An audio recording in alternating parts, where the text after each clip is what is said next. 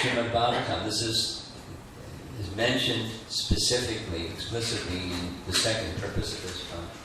And I call this topic the True Refuge in Kali Yuga. That's the title of the presentation. Because it's Kali Yuga and it's a difficult age. And increasingly more and more so.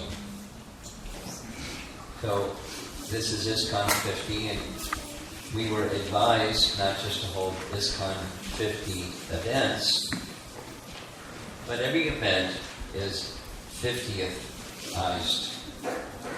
So that's what we're doing this evening. We're 50th-izing our Friday evening gathering, looking at the purposes of ISKCON. At least, here's the first one.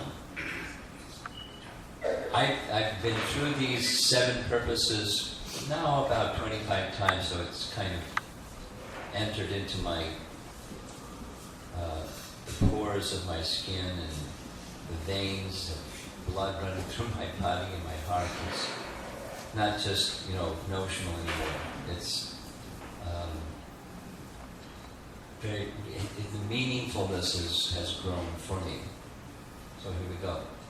To systematically propagate spiritual knowledge to society at large and to educate all peoples. Sometimes editing is done and the peoples has become people, but this is the original language where it's peoples. All peoples in the techniques of spiritual life in order to check the imbalance of values of life and to achieve real unity and peace in the world. As past Sunday, I spoke at our suburban center in Chicago, Naperville, just on this topic, just as purpose number 1. And very logically, purpose 2 follows purpose 1, not just numerically, but logically. So there's imbalance of values in life because in the absence of a spiritual conception, people have a material conception. And the material conception places an inordinate value in material acquisition, power, wealth, control, enjoying things that are never going to bring enjoyment, trying to, America.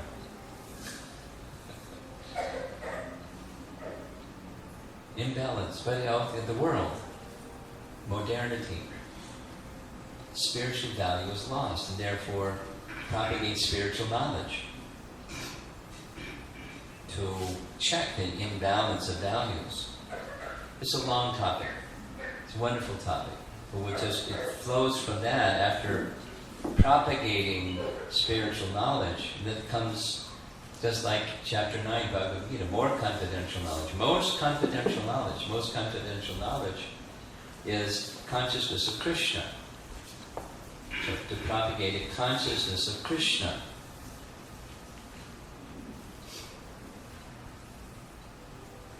With a spiritual conception, you're not this body, you're spirit, soul. Propagate a consciousness of Krishna.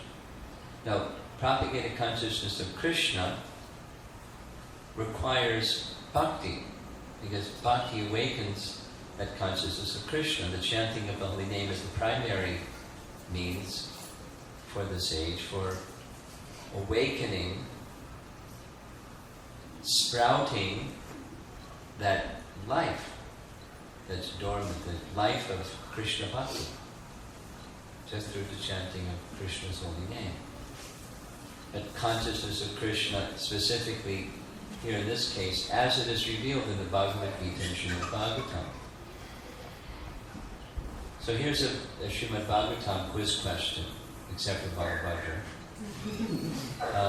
What's the verse, the first canto, chapter 1, where Shukadeva, the sages of Naimisharanya are describing the perils of the age of Kali.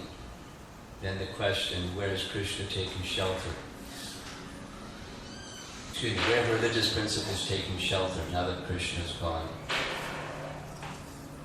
What's the verse? Praying now?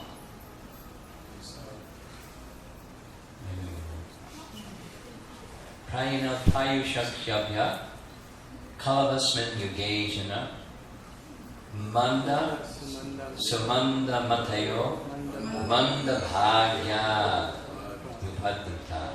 Manda Bhagya. Bhagya means fortunate. And Manda Bhagya means the opposite. Manda is repeated many times. It means bad. It's a bad age. And the sages say it's a bad age. Now that Krishna has departed religious principles, taking shelter, and the answer is Srimad Bhagavatam. Comes in chapter 3, answering that one of the concluding questions of chapter 1. So that Manda Sumanda Mateo Manda Bhagya Upadrita is amplified in the 12th canto of Srimad Bhagavatam, where it goes through more specifically. There's going to be 3 pages of slides that will knock your socks off if you just listen carefully to what's being said. I'm not going to elaborate on them, but just hearing, this is the forecast. Tomorrow is partly cloudy, and this is stormy. Shukadeva Goswami said, this is Canto 12.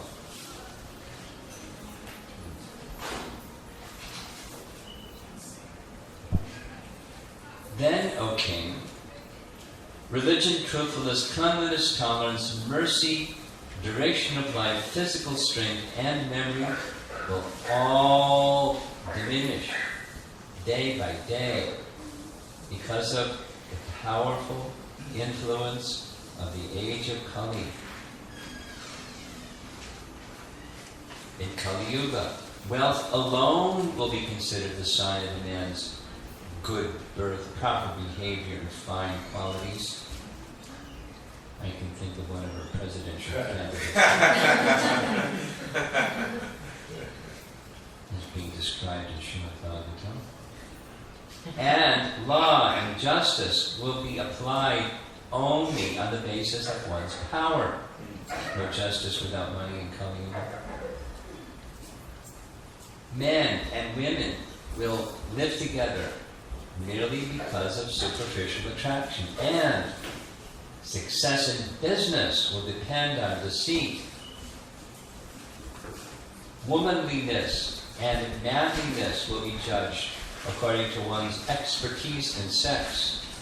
This is 5,000 years ago.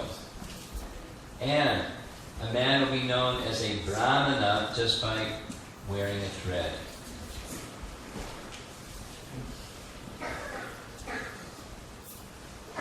A person's spiritual position will be ascertained merely according to external symbols, and on that same basis people will change from one spiritual order to the next.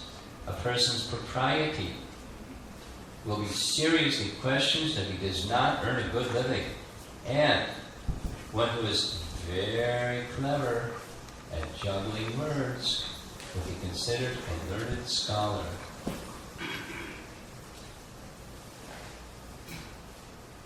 I heard a recording of Srila Prabhupada making fun of this. He was saying the educated people speaking big bombastic words, so difficult to understand, no one can understand, and they think, oh, he must be saying something very lyrical. And then he imitated. You've heard that lecture. I can't imitate what Prabhupada was imitating. Blah, blah, blah, blah. What did he say? He must be something very profound. I couldn't understand.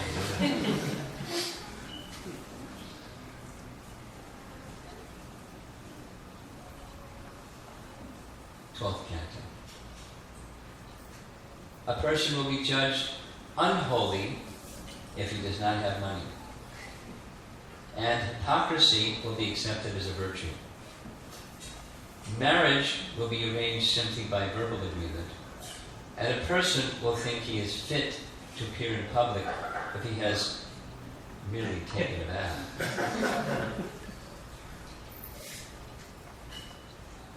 I was in China the first year that I went to visit in China.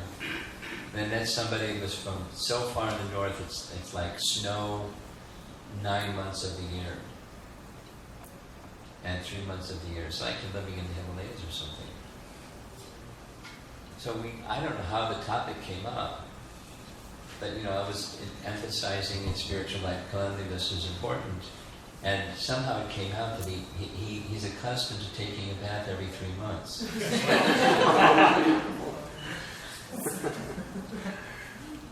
I tried not to show a shock. I said, I was trying to say softly, now that you're participating in Bhakti Yoga, you should try to take a bath every day. A bath every day. I don't know if I can do that. A sacred place will be taken to consist of no more than a reservoir of water located at a distance,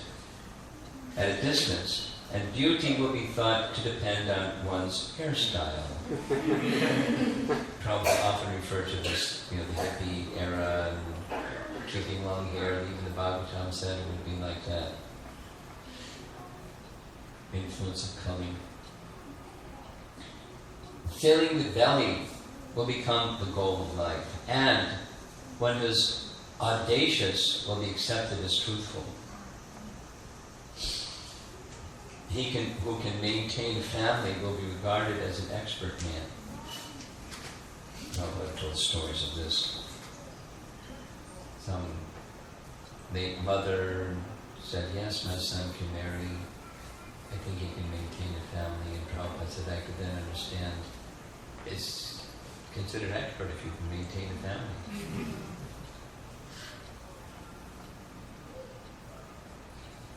And the principles of religion will be observed only for the sake of reputation. As the earth thus becomes crowded with a corrupt population, whoever among any of the social classes shows himself to be the strongest will gain political power. Losing their wives and properties to such avaricious and merciless rulers who will behave no better than ordinary thieves, the citizens will flee to the mountains and forests. It goes on. The whole chapter is like a forecast. It's the dark age, the age of Kali. It's not, we're only a few thousand years into it too. Harassed by famine and excessive taxes, people will resort to eating leaves, roots, flesh, wild honey, fruits, flowers, and seeds. Struck by drought, they'll become completely ruined. Anyway, it's just, I'm not going to read them all. The age of Kali is very difficult. By the time the age of Kali ends, the bodies of all creatures will be greatly reduced in size, and the religious principles of followers of Varnashram will be ruined. The path of the Vedas will be completely forgotten in human society, and so-called religion will mostly be atheistic. The kings will mostly be thieves. The occupations of men will be stealing, lying, and needless violence. And all the social classes will be reduced to the lowest level of Shudras. Cows will be like goats. Spiritual hermitages will be no different from mundane houses, and family ties will extend no further than the immediate bonds of marriage. Most plants and herbs will be tiny, and all trees will appear like dwarf shami trees. Clouds will be full of lightning. Homes will be devoid of piety, and all human beings will become like asses. And it continues for the rest of the chapter. very dark age. So, amplifying the question, Manda Sumanda Matayo, where will religious principles take shelter in this dark age of Kali? That was the question in the first chapter, one of the 6 questions. And the 3rd chapter supplies the answer. It's Srimad Bhagavatam. And this nice metaphor is used of comparing the Srimad Bhagavatam to be as brilliant as the sun. There's a nice history with the Prabhupada visiting in Japan and wanting to have a book that culturally could be relatable to the people of Japan. So he commissioned an artist from China, a lady, famous lady artist, to make illustrations of the light of the Bhagavad, featuring lessons from nature, from a chapter in the 10th chapter of the Bhagavatam. Very beautiful. So the light of the Bhagavad, or as brilliant as the sun, comes from this verse. Krishne sva dhamo pagate dharma jnanadivisaha. This Bhagavad Purana is as brilliant as the sun. And it has arisen just after the departure of Lord Krishna to his own abode, accompanied by religion, knowledge, etc. Persons who have lost their vision due to the dense darkness of ignorance in the age of Kali shall get light from this Purana. The illustration on the left there is Vyasadeva giving light of the Bhagavad into the dark age of Kali to give shelter for religious principle. And many times that I heard Srila Prabhupada lecture on this verse, because he liked lecturing on this verse, he liked glorifying the Bhagavatam. It's very beautiful poetry, amplified by our founder Acharya, giving the example that just as in the evening the sun will set in the west, and the light of the day is gone and it becomes the dark of night. But on the eastern horizon, the moon may rise. And this verse, Prabhupada would say, is described as comparing the Bhagavatam just shortly after Krishna's departure, the night of the age of Kali has begun. Shortly after, on the eastern horizon, the full moon, as brilliant as the sun, but not scorching hot like the sun, soothing and cool like the moon. Because when Krishna came, he came with weapons and he annihilated the demons.